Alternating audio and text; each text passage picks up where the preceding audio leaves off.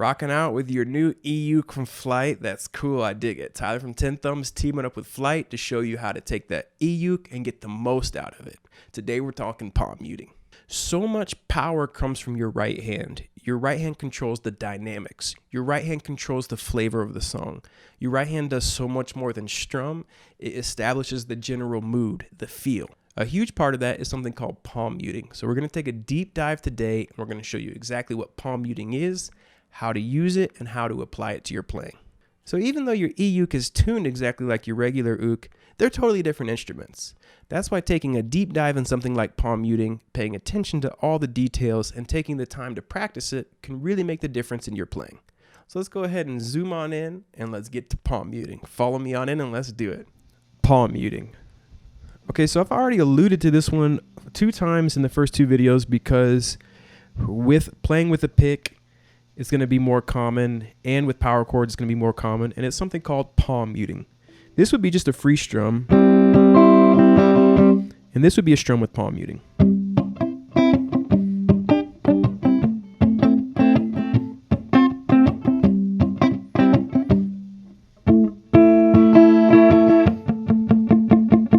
Okay, so it's something that you don't really do a lot with an acoustic instrument, but you're going to get a lot more use out of it when you're plugged in. When you're amplifying a sound, you're also sustaining the sound. You're just getting bigger, fatter sounds. And when that happens, you have more flexibility and more versatility to control that sound. And one of the ways you control that sound is with something called palm muting. Okay, so palm muting is literally exactly what it sounds like. You're getting your palm on the strings, and you're using them to dampen or mute the sound. No palm muting, palm muting. So what you do is you take this part, the palm of your hand, and you put contact with it right here between the bottom of the bridge pickup and the actual bridge. Don't even worry about a chord right now. If you want to, you can make the A5 from the last lesson. But just hear that sound, feel that. We're just doing down strums. 1 and 2 and 3 and 4 and 1 and 2 and 3 and 4 and. Now, more palm, more mute. But you don't want to completely kill the sound. You're looking for something that dampens it, but it still shines through.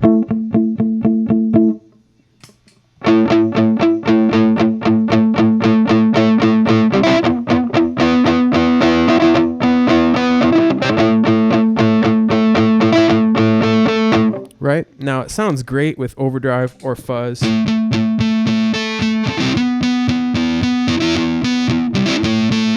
Especially when you play this and then you take it off and then open up, it can add emphasis to something like a chorus. Meaning like you palm mute through the verse, then when the chorus comes, you stop the palm mute, let it ring out. You can add some extra dynamics that way. You can also palm mute individual lines.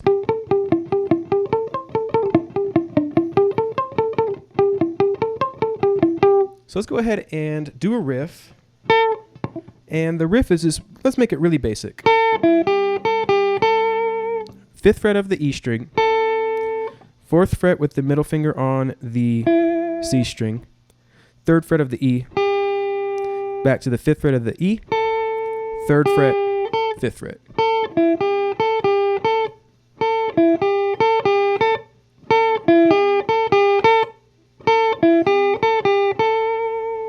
Now we're thinking about this like it's in A minor. So if you're doing this with a friend, one of you could strum the A5 power chord, while the other. But we're going to do the same thing. We're going to get our palm in that same spot and we're going to lay it over the strings. We're also going to go ahead and take the switch and flick it down. Because we're playing lead, so we want some of this sound over here. No palm muting. Palm muting. Now again, you don't always want to palm mute. It's just a tool to have in your tool belt that you can bust out sometimes, use it, it sounds great, and then reel it in and open it up. It's a dynamic. It's using your right hand to change the sound and affect the sound. And when you're using your right hand to do that, you can manipulate and control the sounds with your right hand. This use of dynamics adds flair and interest to your playing. So let's get that hand on and let's palm mute that same lick.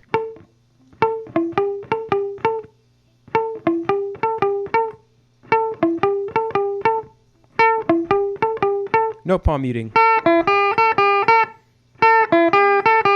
Palm muting. Let's add some overdrive.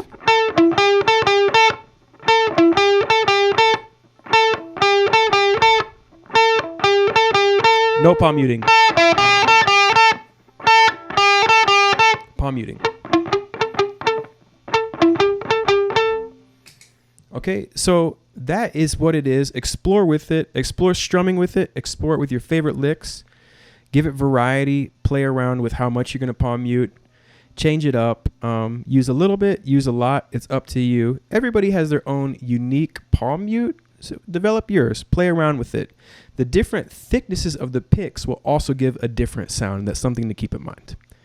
Palm muting.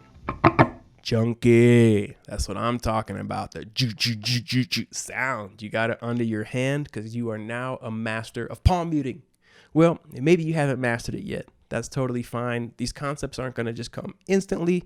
They're going to take some work. That's why we're doing them one by one. Incorporate these into your practice routine. You're learning a new song.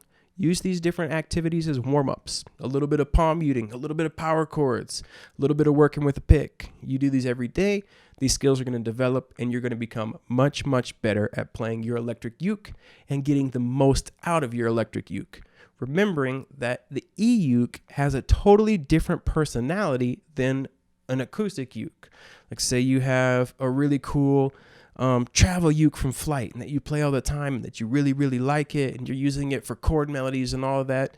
When you plug in, you might feel a little confused and lost at first because it's a totally different instrument. But once you start to master these details, once you start to explore palm muting, playing with a pick, once you start to look at power chords, you can bring the personality out of it, taking your playing to a whole new level. All right. That's what this series is designed for. Take your time. Don't get frustrated. If you made it this far, you're doing great. All right. I know you can do it. I know you have it in you.